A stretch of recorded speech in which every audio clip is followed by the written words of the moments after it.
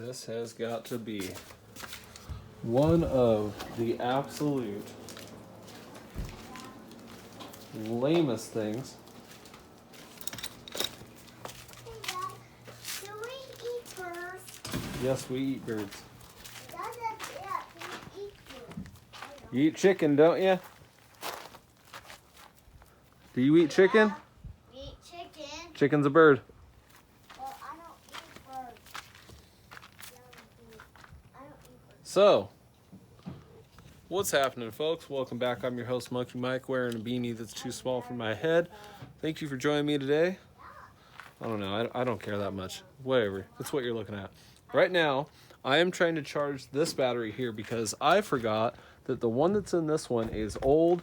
We're talking 10 years old and dead. Whereas this one here, you can't really tell, but it's basically brand freaking new. I got this thing, cheapo Walmart battery, a couple years back and just ignored it, I guess. Oops. A few people messaged me and asked me why I'm going to use this motor to do what I'm probably going to do with the BMW. Well, first things first is, guys, this is the exact same placement and everything as the 360 that's in that one right there. So what this is basically going to be is a fun mock-up motor that I can basically blow up if I want to. And then later on down the road, we can swap a 360 in there. Hey! Anyway, sorry about my kids being so loud. Apparently they don't know they're the only ones being ridiculous at this moment in time. So, back to what I was saying is, this is a good running motor. We've got everything we need to make it run.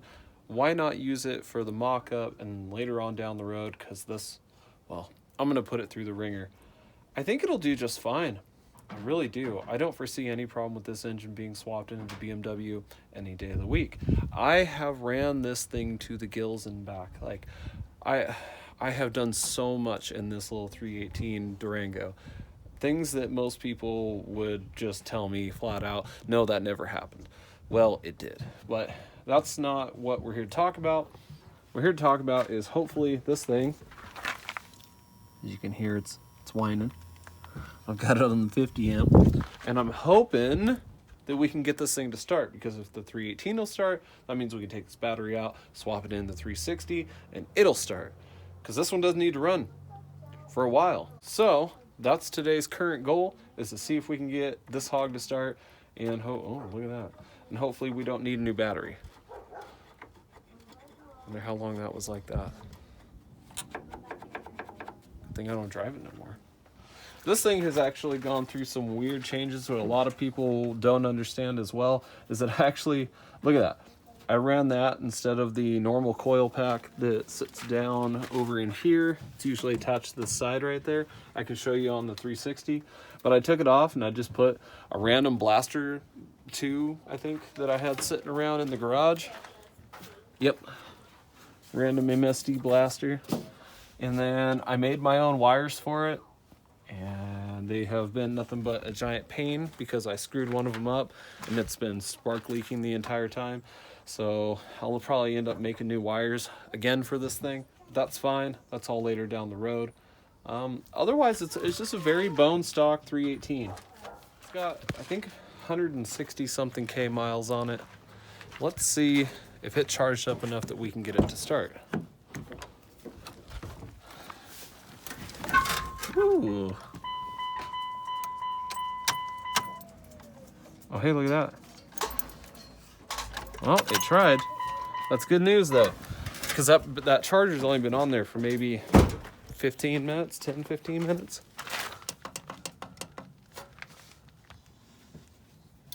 There we go. So I'm going to let that sit there and do its thing for a little bit, and I'll probably get the Miata up on the ramps, get it ready so that we can do the clutch stuff, and then we'll take it back out and screw around with it.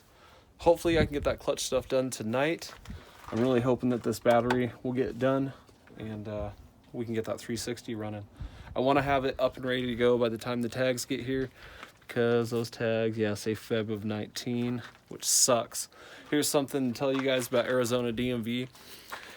So because the tag, as you can see right there, you can see where it says February. I can't tell if you guys, yeah, you can. There you go. See how it says February 19? So I didn't register it the last time when it was up last February, which was my bad. I just let it sit for the last year. It's kind of whatever. Didn't need to move. Because it was late, and because I paid for it in January, I paid for 2 years. They gave me a year and a month. Stupid. So, yeah. And it cost me an extra $50 because I didn't register it for the last year. So a whole entire $50 was basically thrown out the door. And then a year's worth of registration also thrown out the door. Thanks, Arizona. That's about the only dumb law that we have here. Otherwise, everything's great. So back to this here. It's just dusty, needs cleaned up. Not a big deal. Probably bring the pressure washer out here and just hose everything down a little bit before we start ripping it all apart.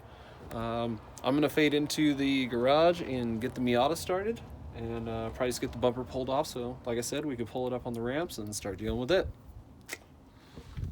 So I'm out here cleaning stuff up. I'm trying to get the giveaway thing ready and just kind of, clean up my mess. Like, actually clean up the mess. Because, I mean, look, the camera stuff is still sitting there from when I did the little review thing. Like, I've just been terrible about going behind myself and actually, terrible about pointing the camera at myself, right?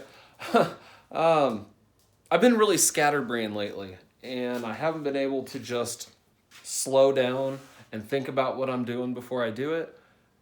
And it's definitely starting to affect everything overall. So I'm not trying to take a day off from this. I'm trying to keep up with the momentum of putting out a video every day. Not really string you guys along and give you BS content that's lame. And I know a lot of y'all are waiting for this to happen. You see, I got the bumper off. And as I was doing so, I was getting ready to put it up on ramps. And I came over here and looked at it. And I noticed, well, hey, that pile's growing. And it's eating at the freaking metal again. Which is whatever, because that's the stuff that I fixed the first time. So I know how to fix that. And, if we have to, we can go about that again. But here's what I'm pissed off about. It's not the clutch that's leaking.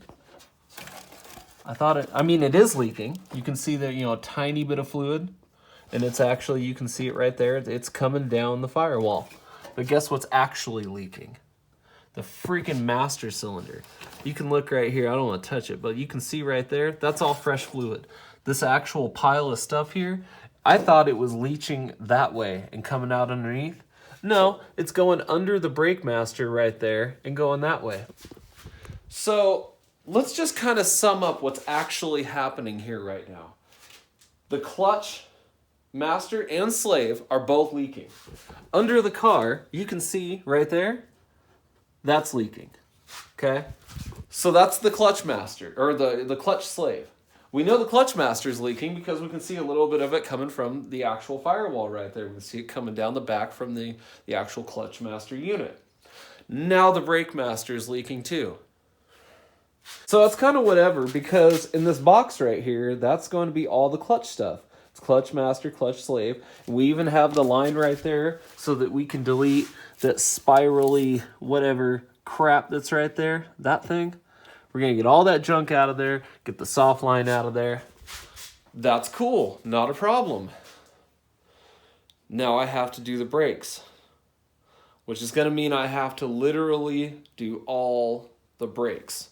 Because the brake master comes off, you guys guessed it, I gotta bleed all the freaking brakes too. This is not at all what I wanted to do.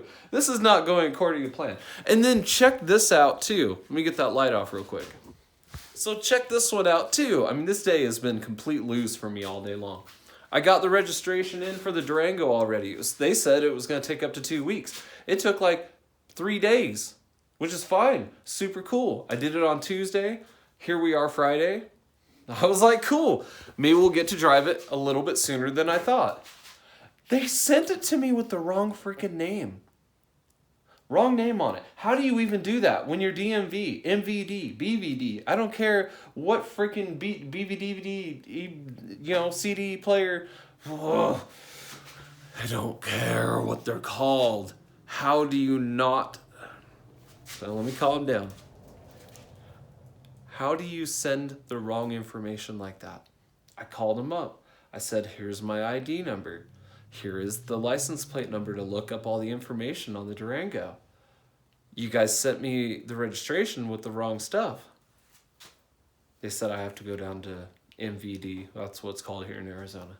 And I have to take my title, my registration, and my license down there and make sure they have it all correct in their system. It's like, why? This isn't my fault. I didn't do this. You were the one who sent to me with the wrong information on it. She goes, there's nothing we can do on our end from the phone. I said, so you screwed me over. Now I have to go down there. Is anyone going to pay me for my time? No. Do they even apologize? No. MVD does nothing wrong. DMV, they don't do anything wrong. They're that Primus song. I'm going to probably play that Primus song for just even a second. You've been to hell, I spell it, DMV. Anyone who's been there knows exactly, it's precisely what I mean. Yeah. So I'm really hoping that at least that Durango battery, even if it doesn't last or hold a charge for very long, I just want to hear something start up today that's not broken. It'd be so nice. And that 318, that thing's got 2-year-old gas in it. I don't even think it's going to start just because the gas is probably varnished by now. It's not a good day for me, guys. This is just absolute frustration. Kids have been driving me nuts all day. And nothing has gone right. All day has just been bad news bears. I really need a win. So I'm going to get this thing up on the ramps, and then I guess we're going to start taking off everything. I'm supposed to be picking up wheels for this thing next weekend. Sunday, I'm supposed to be going to Bakersfield with Nick to go pick up a B16 trans for him. And now I was looking at, it's $50 at cheapest. But that's for the cheapest, whatever version of the master cylinder that I can get. That's just for another piece of crap. It's $100 for the good one. That's either going to be a Willwood with the dual reservoir on there. Oh, and then there's also the Chase Bay kit, which is like $100, I think, or maybe closer to $200. I'm not even sure at this point. And that'll eliminate the booster, which is what I'm after. But I'm pretty sure I'm gonna also have to get the brake bias valve, the proportionate valve. So, which is that guy right there. I don't know, guys. I don't know. I'm having one of those days where everything just sucks and it's pissing me off and being oversensitive, and I don't know. Maybe I'm on my period today. Sorry if there's no ladies that watch my channel unless you're marking that you're a man. Analytics tells me that there's no females watching. So if you guys get mad at that, sorry, whatever. But I'm just making a joke. It's like freaking, I'm so mad. All right, come on, give me a win. I just want to hear it turn over. Well. Oh, holy crap. Holy crap.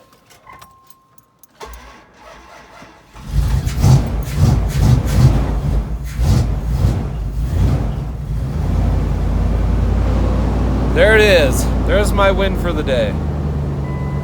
Oh, thank you. Something actually works around here. 166,000. There you go.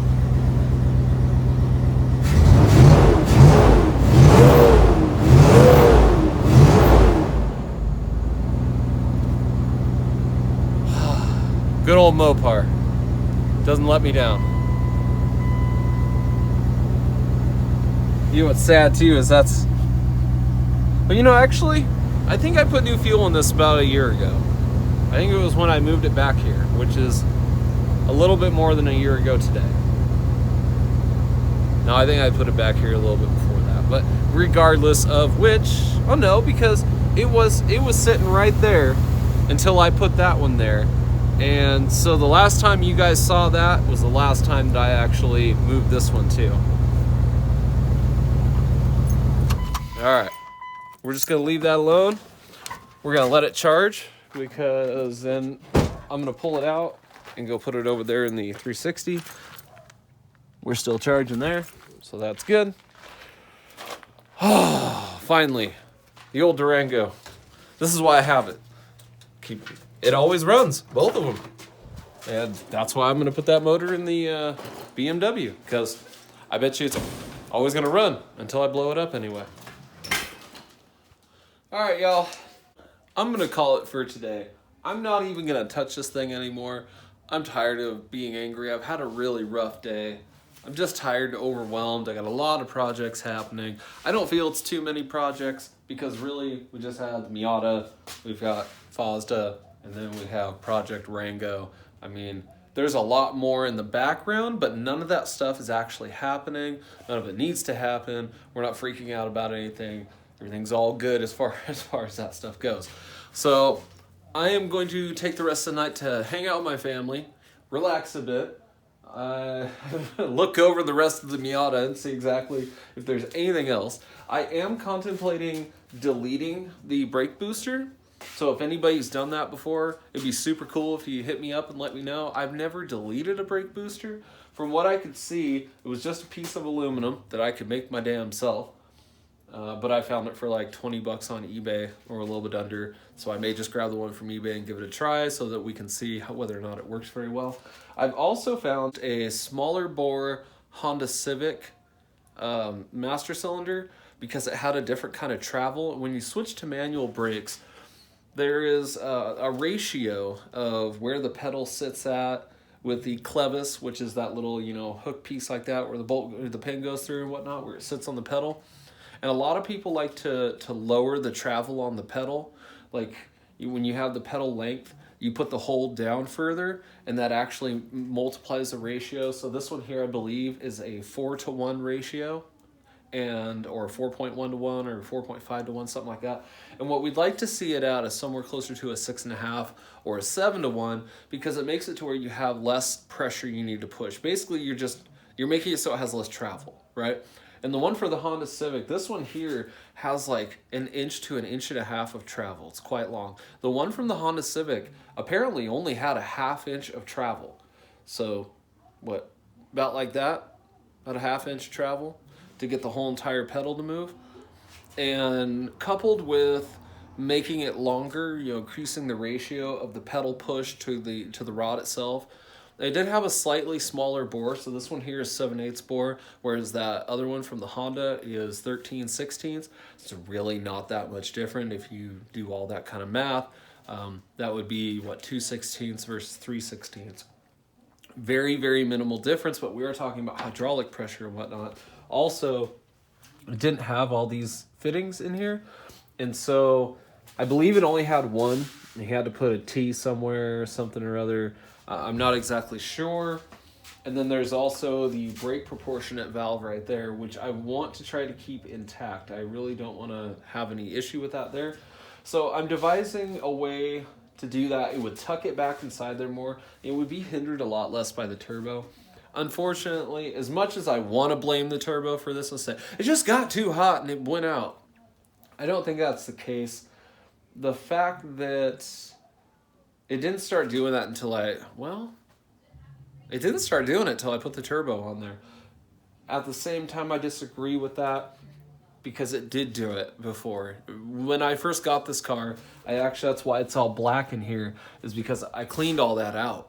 I spent quite a bit of time with some rust treatment, and I cleaned all that out. I was in there by hand with sandpaper for a long time, cleaning all that crap. And that's kind of why I'm so pissed off. It's because now I got to do it all over again. But at least we'll have the brake master will be out of the way. Due to pulling all the brake fluid out, which I'm actually going to push it down at the bottom to get it all out. A lot of people take all this up and they make a big old mess. Easy way to do that. You're already going to have to bleed your brake system. Say that 5 times fast. So you might as well just pop it open at the bottom and just push all the fluid out, and then it's really easy to get the brake proportionate valve and all that junk. And the reason why is I'm tapped for money right now, guys.